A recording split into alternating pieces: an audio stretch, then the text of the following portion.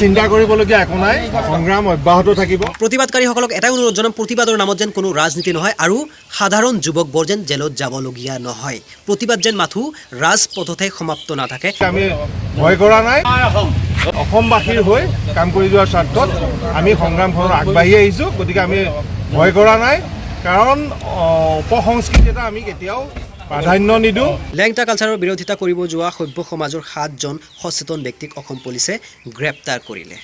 সেয়া অসম পুলিচৰ ডিউটি আছিল। কিন্তু কথা হ'ল অসম পুলিচ ৰবট নহয় বুলি মই ভাবোঁ, আৰু অসম পুলিচ কাৰোবাৰ চাকৰো নহয় বুলি মই ভাবোঁ। যদি প্ৰতিবাদ কৰিব গৈ কিবা আইন উলংঘন কৰিছে তেনেহ'লে অসম পুলিচে গ্ৰেপ্তাৰ কৰক, তাতে ক'বলগীয়া নাই। কিন্তু তেওঁলোক যদি সংবিধানৰ গণ্ডিৰ ভিতৰত থাকি সংবিধান মতে গণতান্ত্ৰিকভাৱে প্ৰতিবাদ কৰিছে তেন্তে অসম পুলিচেও ভাবিবলগীয়া আছে ইয়াতে। কাৰণ পুলিচ জনগণৰ কাৰণে, জনগণক প্ৰটেক্ট কৰাৰ কাৰণে। বুজিছোঁ চেঞ্চিটিভ বিষয়ে এয়া। জৈন সম্প্ৰদায়ক নগ্নভাৱে ৰেলী কৰাৰ কাৰণে পাৰ্মিশ্যন দিছে, সেয়াও সংবিধানৰ গণ্ডিৰ ভিতৰত থাকি দিছে, কিন্তু বিষয় চেঞ্চিটিভ। আৰু যিসকলক গ্ৰেপ্তাৰ কৰিলে তেওঁলোকে গণতান্ত্ৰিকভাৱে প্ৰতিবাদ কৰি আছিল, কিন্তু বিষয় চেঞ্চিটিভ হোৱাৰ কাৰণে পুলিচ বিষয়াসকলে ভাবিবলগীয়া আছে ইয়াতে। কাৰণ পুলিচ বিষয়াসকলেও মানুহ হয়, তেওঁলোকৰো ইম'শ্যন আছে, তেওঁলোক ৰবট নহয়, সমাজতে থাকে তেওঁলোক আৰু সমাজৰ কাৰণেই তেওঁলোক।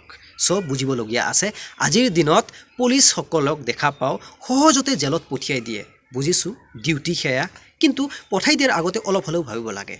কাৰণ সভ্য সমাজ গঢ়াৰ কাৰণে যিসকলে প্ৰতিবাদ কৰি জেলত গ'ল তেওঁলোক বেলেগ নেকি? তেওঁলোক বাহিৰৰ পৰা অহা নেকি? তেওঁলোক ক্ৰিমিনেল নেকি? তেওঁলোকতো সন্ত্ৰাসবাদী নহয়, তেওঁলোকক ধৰিয়েই জেলত পঠাব লাগিব তেনেকুৱা কি কথা আছে? বুজিছোঁ ডিউটি এয়া, সংবিধান মতে কোনোবাই যদি দোষ কৰিছে তেওঁক জেলত পঠাই দিয়াটো বেছি ভাল। কিন্তু পুলিচসকলক মই কৈছোঁ, পুলিচসকলতো আমাৰ না, আমাৰ অসমৰ, আৰু আমাৰ অসমৰ ৰাইজৰ কাৰণে হয়। প্ৰতিবাদকাৰীসকলেও আমাৰ।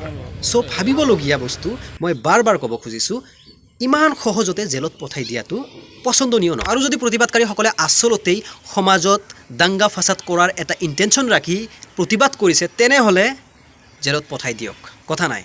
কিন্তু আমি নিউজত দেখা মতে তেনেকুৱা হোৱা নাই। তেওঁলোক ন্যায্য দাবী কৰিছে, তেওঁলোক গণতান্ত্ৰিকভাৱে আন্দোলন কৰাহে আমি দেখা পাইছোঁ। তাৰপিছত কেমেৰাৰ সন্মুখত কিজানি অহা নাই, তেনেকুৱাও হ'ব পাৰে। কিন্তু যিখিনি আমি দেখা পাইছোঁ যে তেওঁলোক নগ্ন ৰেলীৰ বিৰোধিতা কৰিছে আৰু সেয়া গণতান্ত্ৰিকভাৱে কৰিছে।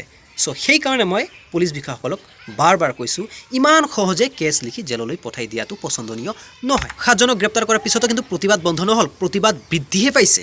চ' মই ভাবোঁ কি অসম পুলিচে গ্ৰেপ্তাৰ যেতিয়া কৰিছিল, মই ভাবি আছিলোঁ যে অসম পুলিচে তেওঁলোকক লৈ কনফাৰেন্স ৰুমত এটা বহি তেওঁলোকৰ কথা শুনিব যে এনেধৰণে নহয়, যে তোমালোকৰ প্ৰতিবাদৰ দ্বাৰা জৈন সম্প্ৰদায়ৰ সাংবিধানিক যি অধিকাৰ আছে সেই অধিকাৰ খৰ্ব হোৱাৰ এটা প্ৰশ্ন উঠিছে।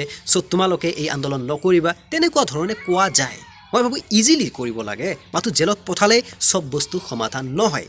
যদি জেলত পঠালেই সমাধান হ'ল হয় তেনেহ'লে আৰু প্ৰতিবাদ নহ'লহে। সেয়া পুলিচে ভাবিবলগীয়া আছে। মই পুলিচক জ্ঞান দিব যোৱা নাই। মই ভাবোঁ পুলিচ একোজন অভিজ্ঞ টিচাৰ হয় সমাজৰ কাৰণে। চ' তেনেধৰণে হেণ্ডেল কৰিলে বেছি ভাল হয়, মাথো জেল সমাধান নহয়। বিষয় চেঞ্চিটিভ, কিন্তু সহজতে ছল্ভ কৰিব পাৰি। আমাৰ অসমত মাংস ভক্ষণ কৰাটো কিয় নিষিদ্ধ কৰিলে? তাৰ উদ্দেশ্য কি? তাৰ কাৰণ কি? সেয়া আমি সকলোৱে জানো যে হিন্দু সম্প্ৰদায়ৰ মানুহবোৰে মাতাক পূজা কৰে। চ' সেয়ে মাতাৰ সন্মানৰ খাতিৰত আমাৰ অসমৰ মুখ্যমন্ত্ৰী বিশ্বশৰ্মা ডাঙৰীয়াই ভক্ষণ নিষিদ্ধ কৰিলে। কোনোবা এটা সম্প্ৰদায়ে কালচাৰেলি নাইবা ধৰ্মীয়ভাৱে প্ৰেক্টিছ কৰে কিবা বস্তু, সেয়া যদি কোনোবা এটা জাতি ধৰ্মৰ বিপৰীতে যায়, ডিষ্টাৰ্ব কৰে কোনোবা ধৰ্মক, কোনোবা জাতিক, সভ্য সমাজক, তেনেহ'লে সেয়া চেঞ্চিটিভ বস্তু, তাৰ বিষয়ে ভাবিবলগীয়া আছে। যদি নগ্নভাৱে ৰেলী কৰাৰ কাৰণে আমাৰ, যদি নহয় নগ্নভাৱে লেংটাভাৱে ৰেলী কৰাৰ কাৰণে অসমৰ সভ্য সমাজে নগ্ন ৰেলীক কেতিয়াও গ্ৰহণ নকৰে। এই যুক্তিমতে বিষয়টো আৰু চেঞ্চিটিভ হ'ল, আৰু এই চেঞ্চিটিভ বস্তুটোক ছল্ভ কৰাৰ কাৰণে কোৰ্টত যাব লাগিব।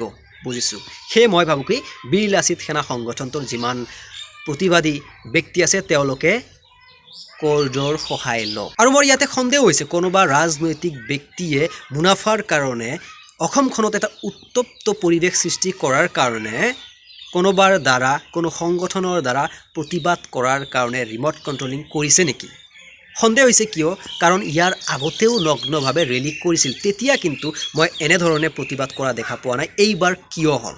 আৰু মই ভাবোঁ কি প্ৰতিবাদ কৰাৰ আগতে প্ৰতিবাদকাৰী সংগঠনটোৱে কৰ্ডৰ কাষ চাপিব পালেহেঁতেন। প্ৰতিবাদকাৰীসকলক এটাই অনুৰোধ জনাম, প্ৰতিবাদৰ নামত যেন কোনো ৰাজনীতি নহয় আৰু সাধাৰণ যুৱকবোৰ যেন জেলত যাবলগীয়া নহয়। প্ৰতিবাদ যেন মাথো ৰাজপথতে সমাপ্ত নাথাকে, আইনীভাৱে আগবাঢ়িলে বেছি ভাল হ'ব।